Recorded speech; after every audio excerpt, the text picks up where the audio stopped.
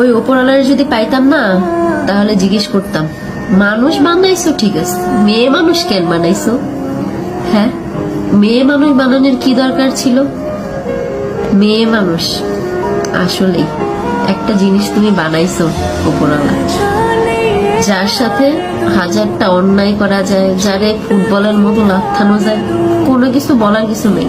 মানুষ তো এমনও বলে যে মেয়ে মানুষ জন্ম নিলে নাকি মাটি কাইপা ওঠে, যে মেয়ে মানুষ জন্ম নিচ্ছে মাটিতেও নাকি ভয় পায়। হাই রে, পরিচয় আছে তো, কারোর মেয়ে, কারোর বউ, ওই ছেলে মেয়ের মা, এর থেকে বড় পরিচয় কি চাও? এতটুকুই তো যথেষ্ট। তারপরেও যদি কেউ পরিচয় বানাইতে যায়, তাহলে সমাজের মানুষ কি বলে জানেন? ওই মেয়ে মানুষের সাথে মিশো না, ওই মেয়ে মানুষ ভালো না, রাত বিরতে বেরোয়, চাকরি করে। মেয়ে মানুষকে চাকরি করা মানায়? নিজের পরিচয় করব, মেয়ে মানুষের পরিচয় তো একটাই, হে হলো কারো বউ, কারো মা। এর থেকে বড় পরিচয় মেয়ে মানুষের হইতে পারে?